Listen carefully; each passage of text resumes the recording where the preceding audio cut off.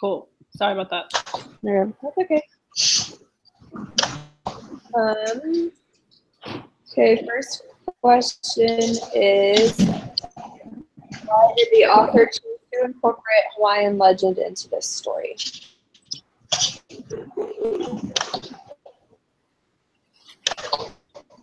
I think he did because the author did because kind of like helps us see like a different culture, I guess, in like a normal kind of way. Like he's just doing like normal things, like going to the beach, looking at the sky, and talking to people, and just like kind of learn about the Hawaiian legends and stuff just throughout that kind of that way. I know that it talks a little bit like on the back of the book about the author, and it says that he wrote this book based on his experiences while he was like at Ala Moana Beach Park when he was rehabilitating from his accident, I guess. And so, I mean, that's probably a big reason why, like, because of his personal experience with being in Hawaii and stuff. I feel like it gives like a deeper meaning to the story too. And just storytelling, I don't know, it makes it have more meaning, I thought. Connecting with his ancestors and like living in Hawaii too, like you already hear about stuff like that, so it just puts it more into perspective on that. And this story is being incorporate the Hawaiian legend, so the story kind of natural. It's a natural, because the story happened here. If compared with other cultures, legend, that's weird. And I think it's also a good way to show the audience the Hawaiian culture.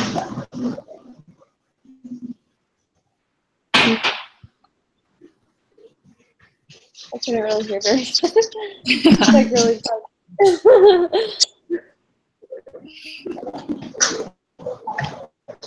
And all the Hawaiian legend just promote the story and help the boy to find it. Yeah, that's really good. Wait, Teresa, are you the one typing all this? Yeah, sorry, can you say that one more time? Yeah. Just let us know if we're going too fast for you. Yeah. Oh, it's fine. My computer is a little bit slow. Sorry. Okay, we can go to the next question. Okay. How does Hawaiian tradition function in Written in the Sky?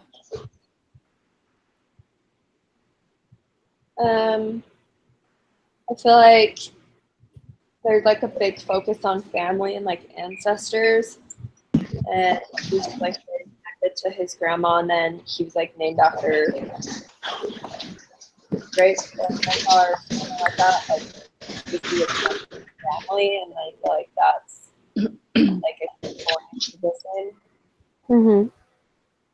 I also thought like a big part was like he talks about like a lot of like living off the land, like when he's with his grandma, and then like when he's with Gladness and stuff, and even just like the things he finds like in the trash and on the ground. It's, like a lot of it's living off the land. That's a big like Hawaiian tradition is, farming and being able to live off the land and what you grow and stuff.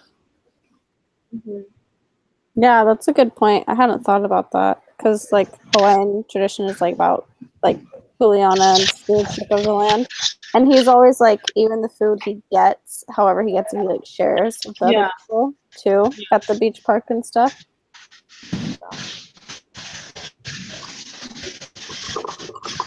That's like the aloha spirit. Yeah. Like everyone does. Well, mostly.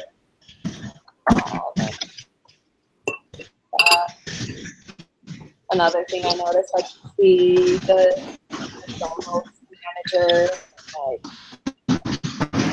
way.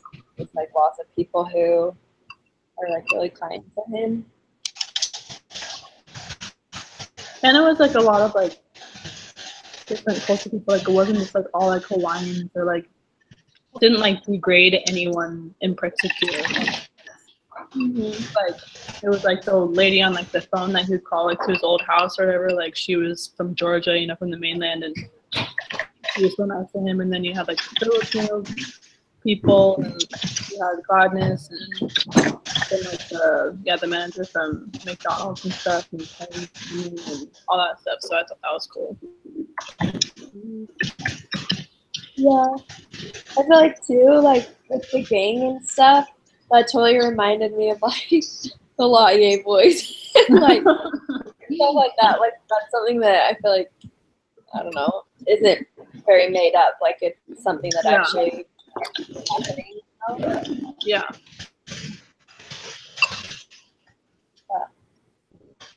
Did you get all that, Teresa? Sorry if we're talking too fast. No.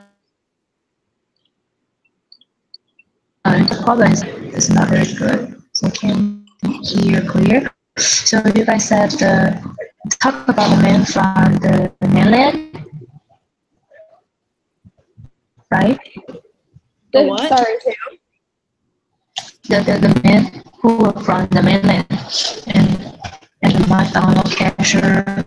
Like, why talk about these two people? Oh, are you typing? I think I'm understanding what you're saying, but it's like kind of fuzzy, so I'm just typing it. If you can read it on the side. Okay.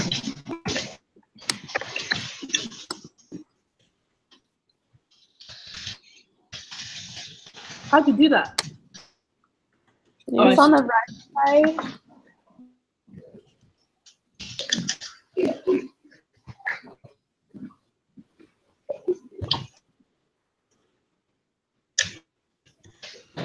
Sorry, the Aloha spirit. Like at the beginning, he just say aloha to many strangers.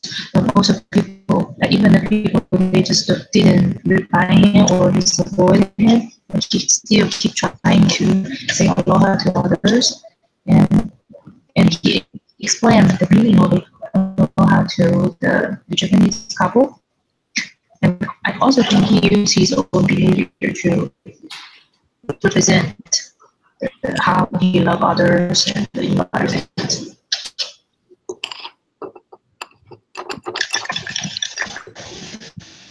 Yeah. Are we ready to move on to the next question? Yeah. Is that okay, Teresa? Did you get all that written down?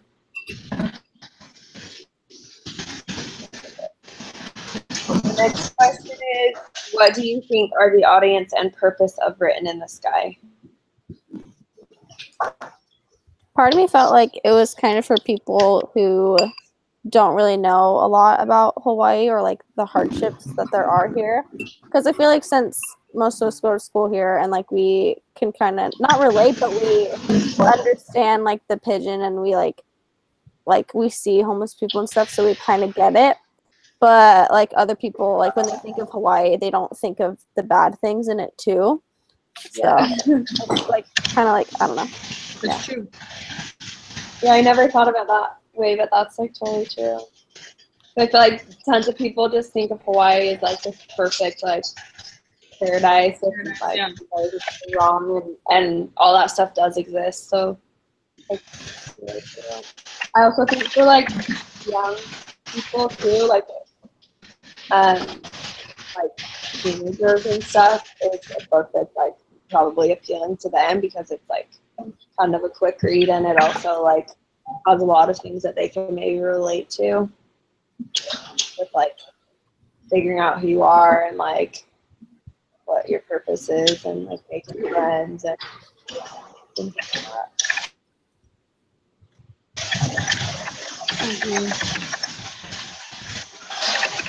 That's kind of similar, I would say.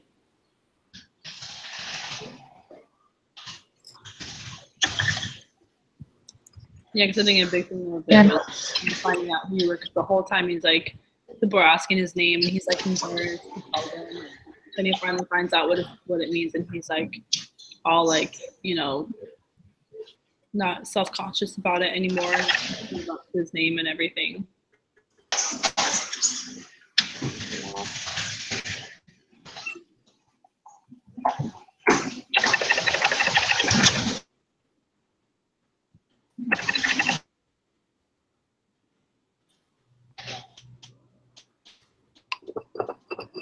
Anything else you want to add to that, Teresa? He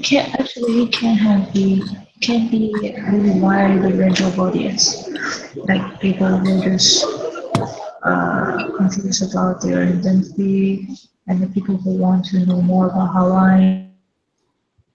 And also, like you said, the people who is perfect. But when we read the book, we can just figure out another side of Hawaii.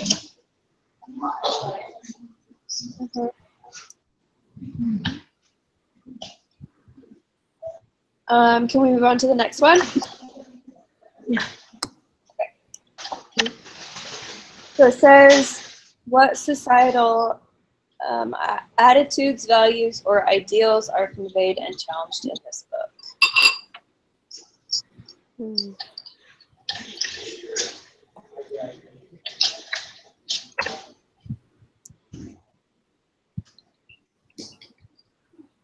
feel like the attitude of like around you, like you see people who to the homeless don't really and probably do, but they think the homeless are harmful and they're worthless.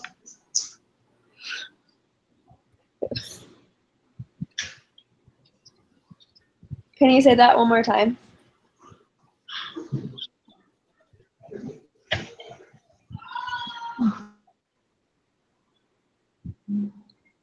Losing her.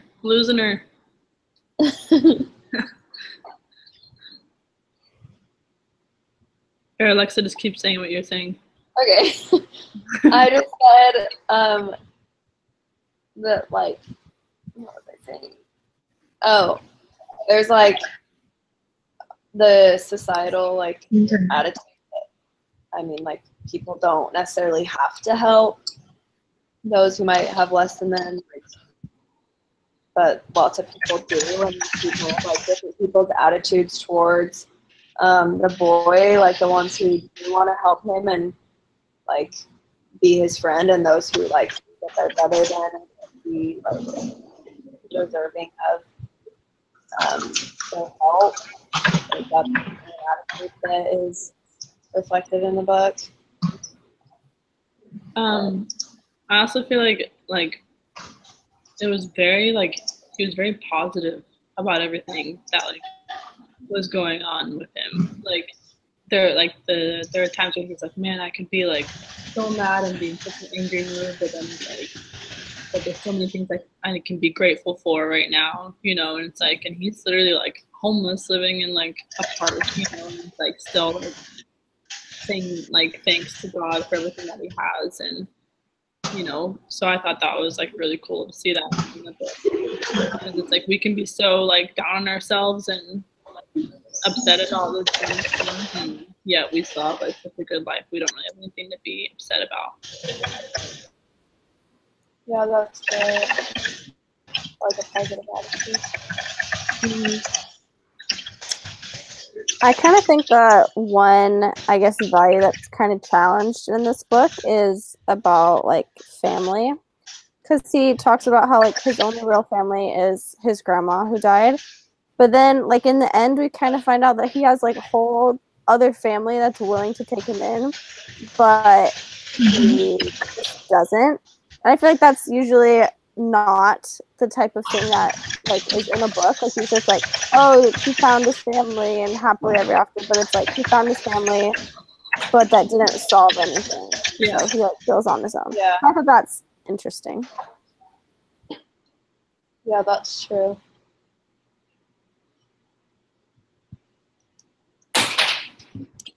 All right, next question. Yeah.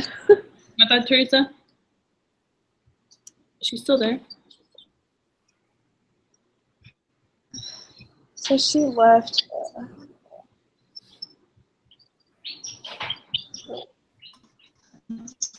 Teresa?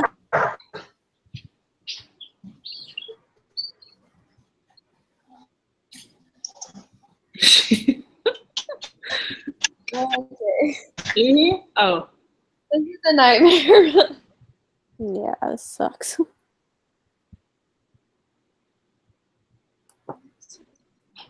Are you guys all on campus? Like, are you all at BYU Hawaii? I'm at my house. Yeah, I'm at my house. No, but like, do you all, like, you're not like taking this class from somewhere else? Like, you're at BYU Hawaii? Oh, yeah. Yeah. In Hawaii. I wish we could just like meet and do these in person. I know, I but know. don't we have to like send this little thing in? Yeah. I mean, we could probably just meet together and then like record it That's true. us together. I don't know. Might be easier. Yeah, because this is not working. Should we like keep going? No. I don't even know. I don't know what to do because she was typing it. That's true. Unless we like keep typing it for her. I don't know.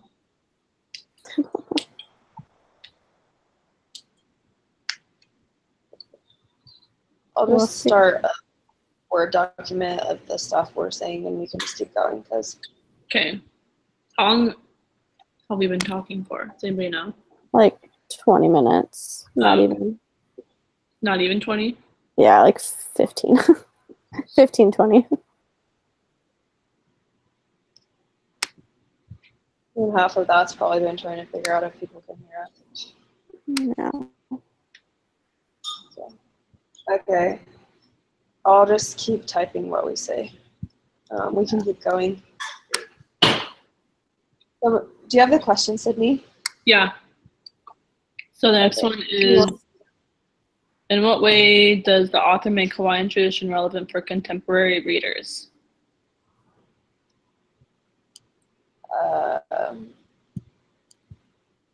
I think by just like having the like, I mean it's a basically a modern story, you know, and he kind of like involves it in the story a lot as it goes.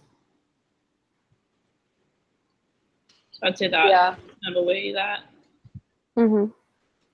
makes it more relevant for us. So we can I feel like the boy too kind of like flashes, like he kind of, there's points in the story where I feel like he like flashes back and like talks about things that he like believes in being Hawaiian, and then he like continues on with like his normal life. So it's kind of like you see the connection between that and like what he's doing. Yeah. I think the author also like tied in the Hawaiian stuff like through the dreams and then like with the owl feather guy. Like he made it pretty easy to understand. Like it wasn't like you read it and then didn't know what they were talking about, so you had to look it up. It was like he put it out pretty clearly. So The only thing that was hard for me was just all like the Hawaiian words that were used. oh yeah. I don't know. How any of these are, honestly. But yeah, and like with like the sky, like him looking at the sky, and like took me a little bit to figure out that like he was watching like the clouds, or I don't know, like I was like, wait, what? Like kind of confused about it, but then it made sense. Teresa, are you back on? Nope. Nope. Okay. All right, next question, or do you guys want to add anything? Yeah, let's do next We one. can move. All right. How does race affect the relationships of characters in the novel? Gender, class, give specific examples, including page numbers. Oh, well, crap. Well, I read this on like a Kindle thing, so I don't have page numbers. Well, I think we were kind of talking about it a little earlier where like there's a bunch of different characters and they don't really judge, like the kid doesn't really judge any of them. Like there's the Chinese man and Gladness and then the Samoan lady who gave him food. Like there's all these different people, but he doesn't judge any of them like I feel normal people would. Yeah. So. Yeah, I agree. Wait, Teresa, are you back on now? Yeah. Sorry. That's okay. I took some notes for the question we just did. I'll send them to you if you want to add them in. Okay, thank you. That was for.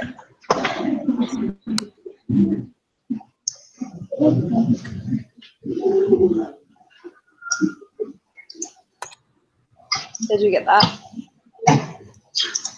Yeah, I saw it. This is for in what ways does the author make Hawaiian tradition? This one, right? Okay.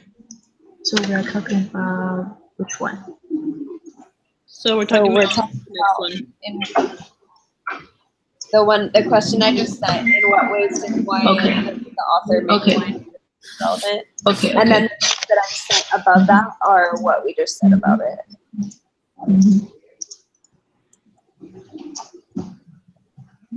Does that make sense? Yeah. And also, like sometimes when he read this cloud, he says, "Oh, this is a good sign." So actually, we also have that kind of, but probably not read the cloud, but we just, oh, this is a good sign. Probably today is a good day. I think this is also related to the reader. I don't know. When I just read, I just think about it.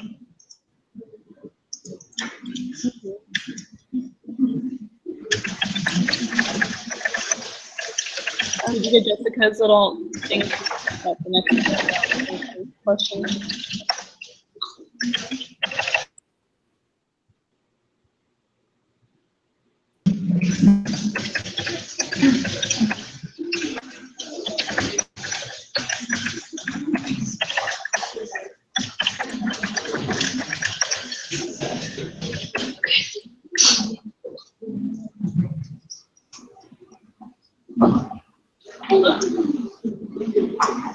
Okay, I got it.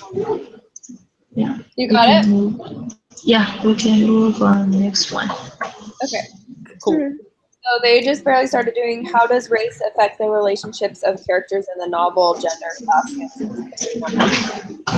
that's what I'm going now. And then Jessica said what she said. See that?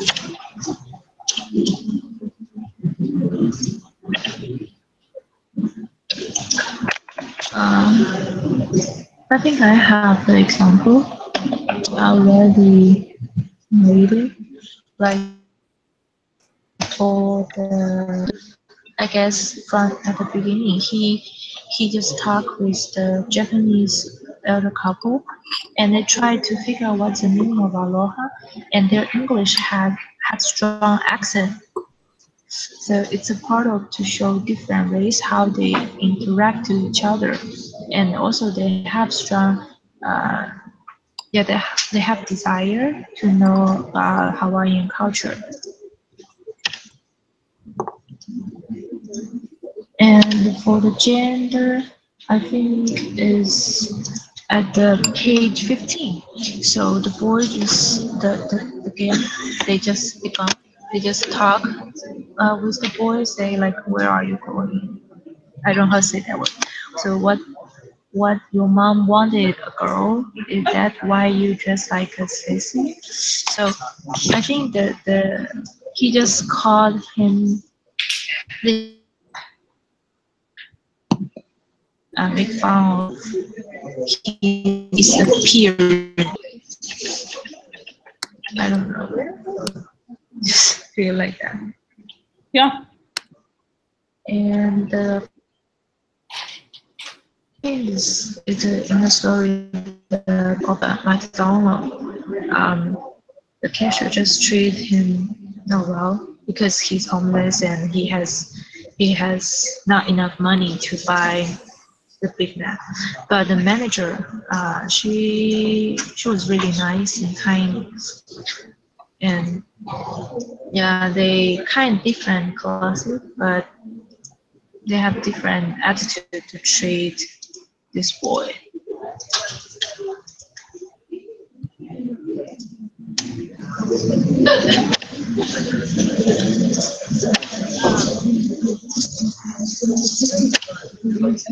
like that, like the great part, like, I don't remember what page it's on it. I have a Kindle too, but when the boys like in the park and like everyone, there's a part where it says that he waved at I think like baby jogging, and then she kind of just like gives him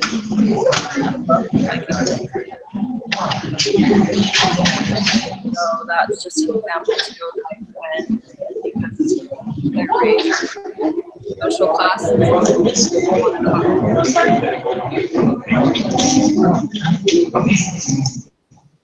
I feel like maybe age 2 would play into it because like there's a part when he's on the bus and he meets the girl, and like he meets the girl and like because she's close to his age, I feel like she's nice to him, whereas maybe if it would have been like an adult in that setting, they would have been more like skeptical of him and like what he was doing, where he was going. So I think that plays into it too.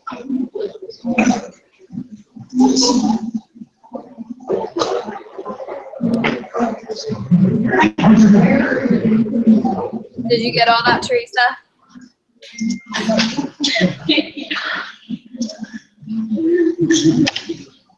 Hello? Sorry, the internet is not very good.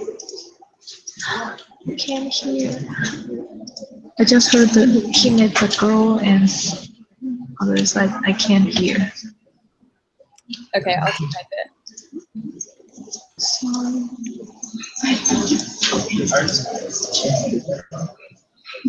You guys want to talk about it? Yeah, we can do the next one. Yeah. So the next one is, when do 2 or more of the above factors come together to influence the way a character is treated? And the example I was just looking at, it's in page 61, where Ikao goes to the food court and he is getting like a butt ton of samples and stuff. And then the guy manager is like, he says stuff like, oh, like, are you gonna buy this? Are you gonna buy this? And then Ikao is like freaking out and getting out of there. And then it says, talking about the manager, leaving the manager to scold the woman for catering to riffraff and tell her that he never wanted to see that kind of trash in his store again. Talking about Ikao. So I think it was probably because he was dark because he's Hawaiian and because he was looking like raggedy just because he's homeless. So there's 2 things that influenced how he was perceived. Yeah, and then I don't know, like I think of like when Gladness met him or whatever.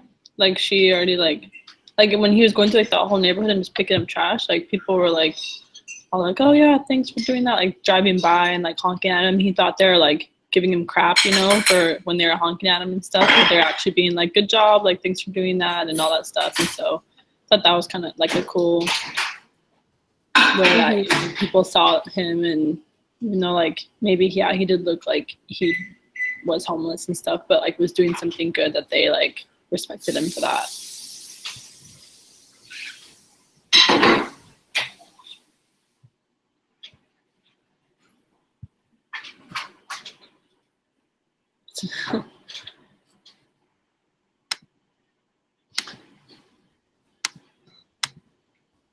Did you get that, Teresa?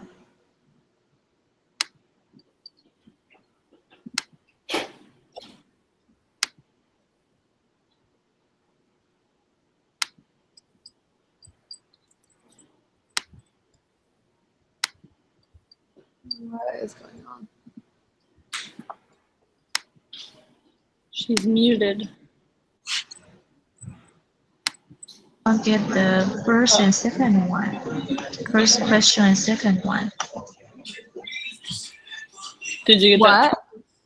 The first question and the second question. The notes. You guys people comment on here. Oh, you wanted to write our comments from those ones too? Yeah, just the first question, and because my internet was stopped, so I have that too. I'm so sorry. So for Yeah, the first question. Okay. I think it's at the right side of the comment.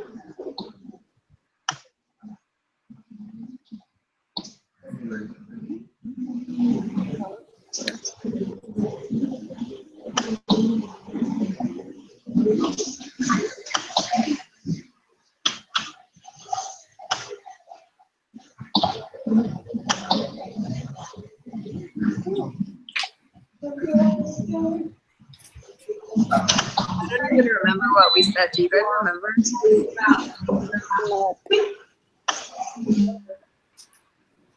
You guys can see.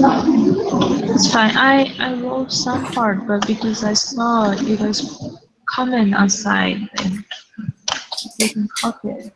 I don't think we commented for those ones. Okay. That was before we started commenting. Okay, that's fine. I already got the things I need. Yeah, I think we did all the comments. Yeah, no problem. I already get 3 pages. I think we all just need to get our quotes. Yeah. And that's it.